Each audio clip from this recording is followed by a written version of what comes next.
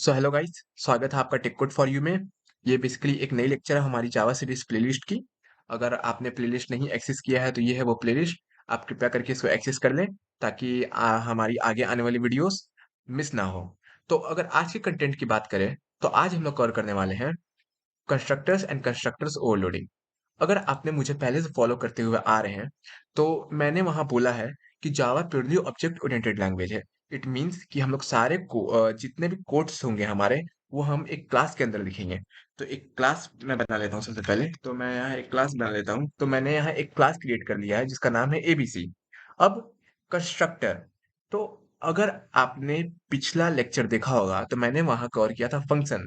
तो basically constructor भी एक फंक्शन ही होता है, बट ये क्लास के नेम्स के इक्वल होता है। इट मीन्स कि एबीसी ये मेरा एक फंक्शन है, बट क्लास का नेम भी मेरा एबीसी है। आप यहाँ देख सकते हैं, मैं इसको थोड़ा बड़ा कर देता हूँ। आप यहाँ देख सकते हैं क्लास का नेम भी मेरा एबीसी है एंड ये फंक्शन का नेम भी मेरा एबीसी है। तो बेसिकली कंस्ट्रक्टर एक हमारा फंक्शन ही होता है, बट उसका नेम और क्लास का नेम सेम होता है। तो ये एक कंस्ट्रक्टर है क्योंकि क्लास नेम की इक्वल है। तो इसको हम लोग बोलते हैं कंस्ट्रक्टर। अब ये ब्रैकेट अगर आप देखेंगे तो मेरा ये ब्रैकेट खाली है, मैंने यहाँ कुछ नहीं लिखा है। तो ये इसको बोलते हैं हम लोग डिफॉल्ट कंस्ट्रक्टर्स। मैं यहाँ लिख देता हूँ, इसको बोलते हैं डिफॉल्ट कंस्ट्रक्टर। ओके, तो इसको हम लोग बोलते हैं डिफॉल्ट कंस्ट्रक्टर। ठीक है, अब ऐसे ही एक और कंस्ट्रक्टर होता है। अगर आप इस ब्रैकेट, ये जो मेरा ब्रैकेट है, इसमें अगर आप कुछ पैरामीटर्स या कुछ आर्गुमेंट, यहाँ इट मीन्स कि आप यहाँ अगर कुछ कोड लिख दें जैसे int I and int J, तो मैंने यहाँ दो वेरिएबल डिक्लेयर कर दिया है और वेरिएबल मेरा इंटीजर टाइप का है। अगर आपको नहीं समझ में आ रहा है ये क्या है तो आप मेरे प्लेलिस्ट के इस लेक्चर को देख सकते हैं। यहाँ मैंने कवर किया है डाटा टाइप्स एंड वेरिएबल्स। और अगर आपको पता नहीं है कि फंक्शन और ऑब्जेक्ट्स क्या होता है तो आप इसको एक्सेस कर सकते हैं। ठीक है, तो अपने कंटेंट पे आते हैं। तो यहाँ पे मैंने दो इंटीजर टाइप का वेरिएबल्स को डिक्लेयर कर दिया है। तो ये मेरा पैरामीटर होता है कि मैंने इस एबीसी में दो पैरामीटर पास कर दिया है और दो मेरा पैरामीटर है, एक है आई, एक है जे, और दोनों मेरा वेरिएबल है जो कि इंटीजर टाइप का वैल्यू को स्टोर करेगा। ओके, तो अगर आप यहाँ कुछ पास कर दें, कुछ आर्ग्यूमेंट, इसको आर्ग्यूमेंट बोलते हैं। अगर आप यहाँ कुछ आर्ग्यूमेंट लिख लें तो इसको हम लोग बोलते हैं पैरामीटराइज कंस्ट्रक्टर। इसको हम लोग बोलते हैं parameterized constructor, parameterized constructor basically. और इसमें आप ध्यान से देखेंगे तो इसमें दो आर्गुमेंट है, एक है मेरा इंट आई और एक है मेरा इंट जे। तो ये parameterized constructor with two arguments है। ये arguments, parameterized constructor with two arguments. अब मैं यहाँ एक ग्लोबली इंटीजर वेरिएबल डिक्लेयर कर लेता हूँ। तो सपोज मैं यहाँ एक int A and int be declare कर लेता हूँ।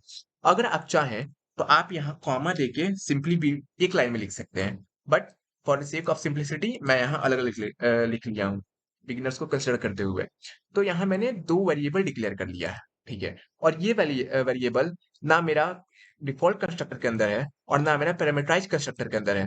तो इसको हम लोग बोलते हैं ग्लोबल वेरिएबल, क्योंकि ये सबके लिए विजिबल है। ये इसके लिए विजिबल है और इसके लिए विजिबल है, क्योंकि इसके अंदर ये कर्ली ब्रैकेट के अंदर ये कर्ली क्या होता है कि आप यहाँ कुछ भी लिखिएगा, सपोज मैंने यहाँ कुछ भी दिया, तो ये सिर्फ ये कर्ली ब्रैकेट जहां स्टार्ट हो रहा है और कर्ली ब्रैकेट जहां एंड हो रहा है, यहीं तक इसका वजूद है, यहीं तक ये विजिबल है। इसके बाद इसके बाहर एबीसी, ये जो मेरा पैरामीटराइज कंस्ट्रक्टर है, वो नहीं जानता है कि यहाँ पे हम कुछ लिखे भी हैं कि नहीं लिखे हैं। तो बेसिकली ये जो आप अगर यहाँ कुछ लिखे हैं, इसको हम लोग बोलते हैं लोकल वेरिएबल। मैं यहाँ एक वेरिएबल डिक्लेयर कर देता हूँ। सपोज मैं यहाँ एक वेरिएबल डिक्लेयर करता हूँ सी। तो मेरा जो इंट सी है वो बस मेरा एबीसी के लिए ही विजिबल है, एबीसी ही जानता है कि मेरे अंदर इंट सी है।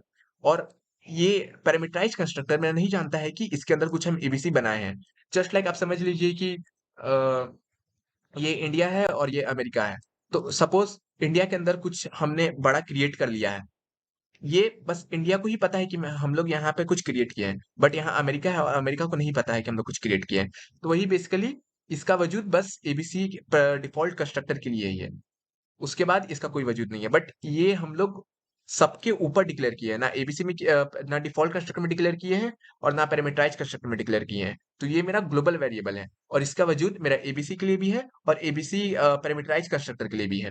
ठीक है, होप सो आपको ये क्लियर हो गया होगा। तो आगे बढ़ते हैं। यहाँ पे मैं बेसिकली एक अपना लाइन ऑफ कोड लिख देता हूँ। तो मैं यहाँ ए का वैल्यू असाइन कर देता हूँ डिफॉल्ट कंस्ट्रक्टर में। सपोज मैं ए का वैल्यू 100 असाइन करता हूँ एंड बी का वैल्यू 200 असाइन करता हूँ।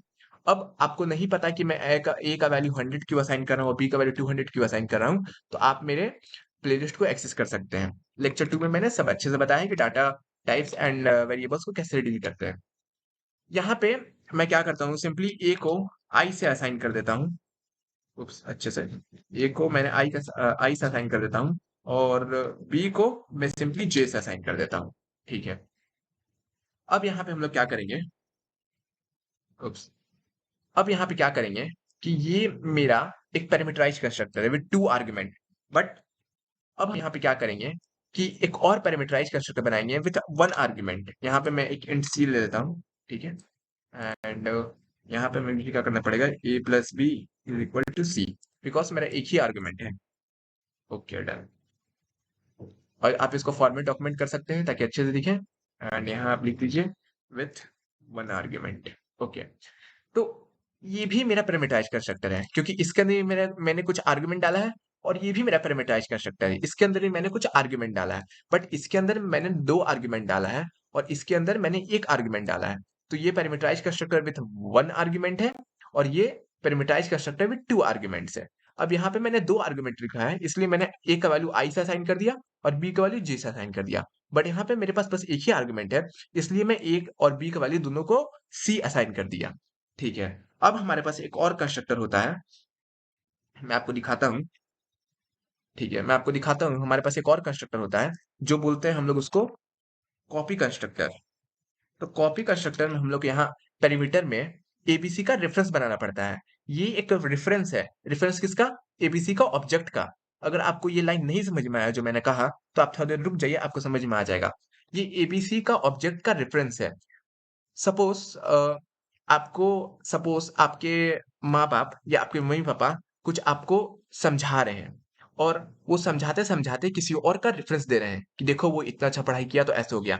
तो वो एक रेफरेंस हुआ आपको समझाने का। तो बेसिकली यहाँ ये एबीसी सी जो यहाँ पे लिखा हुआ है ऊपर, ये बेसिकली रेफरेंस है ऑब्जेक्ट का। ठीक है, अगर आपको क्लियर नहीं हुआ तो आप थोड़ा देर रुक जाए, आपको समझ में आ जाएगा। अब मैं यहाँ ए को ओबी डॉट ए असाइन कर दूंगा एंड बी को ओबी डॉट बी असाइन कर देता। अब मेरा ओबी डॉट ए और ओबी डॉट बी मेरा यहाँ पे, उप्स, ओबी नहीं, यहाँ रेफरेंस सी है, तो मैं यहाँ सी असाइन करूंगा। उप्स, सी डॉट ए हो जाएगा यहाँ पे, C dot A and C dot B. अब यहाँ पे मैं क्या कर रहा हूँ, मैं यहाँ पे जिसका ऑब्जेक्ट पास करूंगा इस रेफरेंस में, उसका ऑब्जेक्ट में जो ए बी का वैल्यू होगा, वो ए बी का वैल्यू मेरा ये ए बी का वैल्यू से मैच कर जाएगा, मतलब सेम हो जाएगा। मैं आपको दिखाता हूँ कैसे। एक मैं और क्लास बना देता हूँ। तो मैंने एक क्लास बना लिया है पहले से एबीसी। यहाँ पे मैंने एक और मैं क्लास बनाने जा रहा हूँ। सपोज एक मैं क्लास बनाता हूँ एक्स नाम से और मैं एक डिफॉल्ट फंक्शन बना रहा हूँ। अगर आपको नहीं पता कि डिफॉल्ट फंक्शन क्या होता है और ये क्या मैंने कर दिया, तो आप इस लेक्चर को एक्सेस कर सकते हैं, बेसिक स्ट्रक्चर्स ऑफ जावा। मैंने यहाँ अच्छे से एक्सप्लेन किया है कि मेन जो आपका डिफॉल्ट फंक्शन है क्या है। ठीक है, और आपको अगर ऑब्जेक्ट बनाने में दिक्कत होती है तो आप इस लेक्चर को एक्सेस कर सकते हैं। ठीक है, तो अब वापस आते हैं हम लोग अपने लेक्चर पे। तो यहाँ पे मैं बेसिकली सबसे पहले एबीसी का ऑब्जेक्ट बना लेता हूँ। तो एबीसी का मैं ऑब्जेक्ट बना लेता हूँ, ABC OB equal to new ABC. ठीक है, अब आप ध्यान से देखिएगा। तो मैंने उस लेक्चर में आपको नहीं बताया था कि एबीसी ये क्या होता है, मैंने आपको कहा था कि बस आप सिंपली अभी समझ लीजिए। तो ये आप ध्यान से देखेंगे तो ये आपका एक डिफॉल्ट कंस्ट्रक्टर है। आप देखिए, ये मेरा एक डिफॉल्ट कंस्ट्रक्टर है, ये देखिए डिफॉल्ट कंस्ट्रक्टर, और यहाँ पे डिफॉल्ट कंस्ट्रक्टर ये भी है। तो ऑब्जेक्ट बनाने का सिंटेक्स में डिफॉल्ट कंस्ट्रक्टर मेरा ऑटोमेटिकली कॉल हो जाता है। आप ध्यान से देखिए, ये मेरा सिंटेक्स है ऑब्जेक्ट बनाने का। अगर आपने वो वीडियो अच्छे से देखा होगा इसके पहले वाला लेक्चर, तो आपको पता होगा कि ऑब्जेक्ट बनाने का यही सिंटेक्स है। तो सिंटेक्स में ऑटोमेटिकली मेरा डिफॉल्ट कॉल हो जाता है। तो यहाँ मेरा डिफॉल्ट कंस्ट्रक्टर ऑटोमेटिकली कॉल हो जाएगा। मैं यहाँ लिख देता हूँ default constructor automatically calls. Okay, default constructor है ऑटोमेटिकली कॉल्स हो जाएगा। अब मेरे पास 4 कंस्ट्रक्टर मैंने बनाया है, तो मुझे 4 अलग-अलग ऑब्जेक्ट बनानी होगी। आप एक ऑब्जेक्ट से एक ही कंस्ट्रक्टर कॉल कर सकते हैं। तो मेरा ये ओबी से मेरा डिफॉल्ट कंस्ट्रक्टर कॉल हो गया। अब मैं यहाँ पे एक ओबी 1 बना देता हूँ, एक मैं यहाँ पे ओबी 2 बना देता हूँ, एक मैं यहाँ पे ओबी 3 बना देता हूँ। ठीक है? अब आप ध्यान से देखिए, तो मुझे ये पैरामीटराइज्ड कंस्ट्रक्टर कॉल करने के लिए यहाँ पे आप देखिए मैंने 2 आर्गुमेंट पास किया है और 2 आर्गुमेंट मेरा इंटीजर टाइप का है। तो मुझे मेन में क्या करना पड़ेगा कि दोनों आर्गुमेंट में वैल्यू असाइन करना पड़ेगा। तो सपोज मैं यहाँ 20 कॉमा 30 असाइन कर देता हूँ। अब 20 कॉमा 30 देखिए 20 मेरा आई में आ जाएगा और 30 मेरा जी में आ जाएगा, और आई मेरा कहाँ जाएगा, ये ए में ए इज इक्वल टू आई है मेरा, तो बेसिकली ए मेरा हो जाएगा 20, और अब जे देखिए तो बी इज इक्वल टू जे है, तो बेसिकली मेरा बी यहाँ हो जाएगा 30। होप सो आप यहाँ पे समझ गए होंगे। और ऐसे ही हम यहाँ पे एक आर्गुमेंट प्रोवाइड करेंगे इसको, मतलब आर्गुमेंट तो दिया हुआ है, एक वैल्यू नीचे असाइन कर देंगे। तो यहाँ पे मैंने 2 वैल्यू असाइन किया था, यहाँ पे मैं एक वैल्यू असाइन कर देता हूँ जो कि है 10। तो ये जो मेरा 10 है, ये मेरा 10 मेरा यहाँ आ जाएगा, क्योंकि मैंने यहाँ एक ही आर्गुमेंट प्रोवाइड किया था, इसलिए मुझे नीचे भी एक ही वैल्यू को असाइन करना पड़ेगा। मैंने यहाँ एक वैल्यू असाइन किया है, तो मेरा ये वाला पैरामीटराइज्ड कंस्ट्रक्टर कॉल हो जाएगा। और यहाँ पे आप देखेंगे तो यहाँ मैंने 2 वैल्यू को असाइन किया है। तो 2 वैल्यू को असाइन किया है, तो मेरा ये पैरामीटराइज्ड कंस्ट्रक्टर कॉल हो जाएगा, जिसमें मेरा 2 आर्गुमेंट है। ठीक है। आप ध्यान रखिए कि आप यहाँ जितना आर्गुमेंट डालेंगे, उतना का वैल्यू आपको नीचे असाइन करना पड़ेगा। उसके अकॉर्डिंग ही आपका कंस्ट्रक्टर कॉल होगा। अब आप यहाँ देखिए, ये मैंने कहा था कि एबीसी सी सी आपका एक रेफरेंस ऑब्जेक्ट का। तो यहाँ सपोज मैं डिफॉल्ट कंस्ट्रक्टर का ऑब्जेक्ट डाल देता हूँ। तो डिफॉल्ट कंस्ट्रक्टर का ऑब्जेक्ट है मेरा ओबी। आप देखिए ये मेरा डिफॉल्ट कंस्ट्रक्टर यहाँ कॉल हो रहा है, इसका ऑब्जेक्ट है मेरा ओबी। तो मैं यहाँ ओबी डाल दिया। अब ओबी में एबी का क्या वैल्यू है, तो आप ओबी मेरा एबी से डिफॉल्ट कंस्ट्रक्टर कॉल कर रहा है। तो आप यहाँ देखिए मेरा ए का वैल्यू 100 है और बी का वैल्यू 200 है। तो यहाँ आप देखेंगे तो यहाँ भी अब ए का वैल्यू 100 और बी का वैल्यू 200 हो जाएगा। मैं आपको रन करके दिखाता हूँ। और अगर आप नोटिस किया होगा, अगर आपने नोटिस किया होगा, तो यहाँ पे मैंने आउटस्ट्रीम नहीं लगाया है।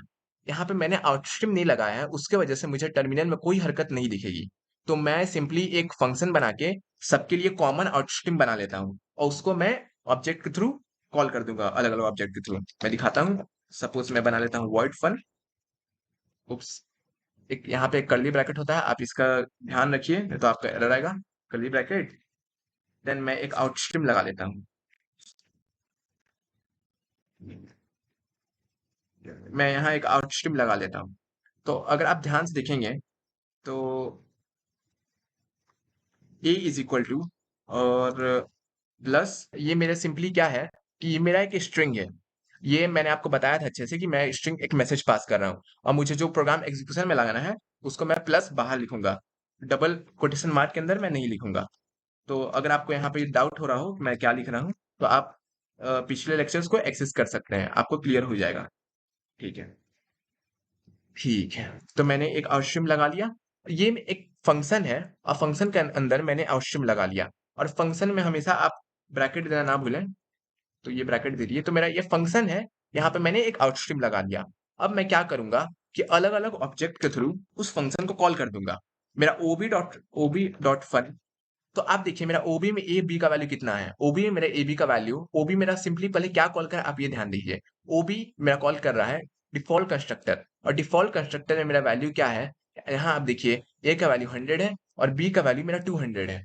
तो यहाँ ओबी डॉट फन अब कॉल होगा, तो ओबी डॉट फन में क्या होगा कि ए का वैल्यू मेरा 100 एंड बी का वैल्यू 200। तो यहाँ ए में 100 और बी में मेरा 200 प्रिंट हो जाएगा सिंपली।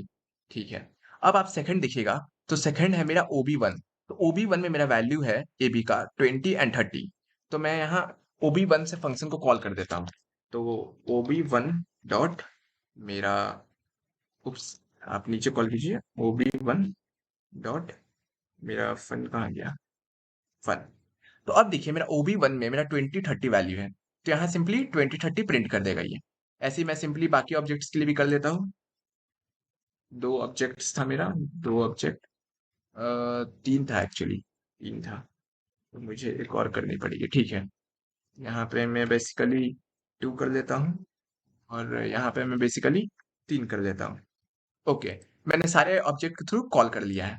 तो अब आपको नीचे हलचल दिखेगी। अगर आपको समझ में नहीं आया कि मैंने इसको क्यों लिखा है, तो आप इस लेक्चर को एक्सेस कर सकते हैं फंक्शन ऑब्जेक्ट्स को। तो फंक्शन ऑब्जेक्ट्स में आपको पता चल जाएगी कि मैंने ऐसा क्यों लिखा है। ठीक है। अब आगे देखते हैं। आगे यहाँ पे इसको मैं ठीक कर देता हूँ, डिफॉल्ट कंस्ट्रक्टर ऑटोमेटिकली कॉल्ड्स। यहाँ होगा पैरामीटराइज्ड कंस्ट्रक्टर, यहाँ पर भी पैरामीटराइज्ड कंस्ट्रक्टर कॉल्स हो जाएगा। मैं दोनों जगह सेम स्टेटमेंट लिख देता हूँ, आपको कंफ्यूजन ना हो इसके लिए। पैरामीटराइज्ड कंस्ट्रक्टर्स, कॉल्स, ठीक है। और यहाँ पे हो जाएगा आपका, यहाँ पे हो जाएगा बेसिकली कॉपी कंस्ट्रक्टर, यहाँ पे बेसिकली कॉपी कंस्ट्रक्टर कॉल हो जाएगा, ठीक है। तो अब हम लोग आउटपुट स्ट्रीम पे आते हैं। अगर आपको रन करना सिंपली अपने सिस्टम है तो आप यहाँ पे इसको दबाइए, आपका बेसिकली रन हो जाएगा, ठीक है। तो मैं बेसिकली रन करके दिखाता हूँ आपको। कभी कभी ये कंपाइलर लेट लेता है, बट कोई नहीं। उप्स, यहाँ पे सिंपली एक्स होगा मेरा कॉल, यस। अब आप देखिए, तो सिंपली पहले a is equal to 100 and b is equal to 200 call हुआ। सबसे पहले मैंने क्या कॉल किया, सबसे पहले मैंने कॉल किया ob.fun। तो ob में आप देखिएगा, तो ob में मेरा वैल्यू था 100 एंड 200। तो बेसिकली सबसे पहले मेरा 100 कॉल हुआ, सॉरी, 100 एंड 200 कॉल हुआ। दूसरा कॉल हुआ 20 एंड 30। तो आप देखिएगा, मैंने दूसरा कॉल किया था OB1 को, मैंने दूसरा कॉल किया था OB1 में, मतलब OB1 को, और OB1 में मेरा वैल्यू था 20 30। तो आप टर्मिनल में लिखिए 20 30 कॉल हुआ। उसके बाद मैंने कॉल किया parameterized constructor with one argument वाला, तो 10 10 हो गया। उसके बाद देखिए मैंने कॉपी कंस्ट्रक्टर 100 200 सिंपली प्रिंट कर दिया। आप देखिए, मेरा डिफॉल्ट कंस्ट्रक्टर जो सबसे पहले कॉल हुआ उसमें वैल्यू मेरा ए का था 100 एंड बी का था 200, और लास्ट में कॉपी कंस्ट्रक्टर में भी ए का वैल्यू था 100 एंड बी में था 200। तो होप सो आपको ये समझ में आ गया होगा कंस्ट्रक्टर। और यहाँ आप देखिए कि मैंने एक ही प्रोग्राम में बहुत सारा कंस्ट्रक्टर्स में अलग अलग ए बी का वैल्यू डाला है। तो इसको बोलते हैं कंस्ट्रक्टर ओवरलोडिंग, क्योंकि मैंने एक ही प्रोग्राम में बहुत सारे कंस्ट्रक्टर को अलग अलग वैल्यू से ओवरलोड कर दिया। मैंने ए बी का वैल्यू को हर कंस्ट्रक्टर में मैनिपुलेट कर दिया। तो इसको बोलते हैं कंस्ट्रक्टर ओवरलोडिंग। एक ही प्रोग्राम में अगर आप कंस्ट्रक्टर बना के, बहुत सारे मल्टीपल कंस्ट्रक्टर बना के सेम क्लास के, अगर आप उसको अलग अलग वैल्यू से मैनिपुलेट करते हैं तो उसको बोलते हैं कंस्ट्रक्टर ओवरलोडिंग। अगर आपको किताबी डिफिनेशन चाहिए तो आप सिंपली गूगल में जाके किताबी डिफिनेशन देख सकते हैं। होप सो आपको टेक्निकल क्लियर हो गया होगा। मिलते हैं नेक्स्ट वीडियो में। टाटा।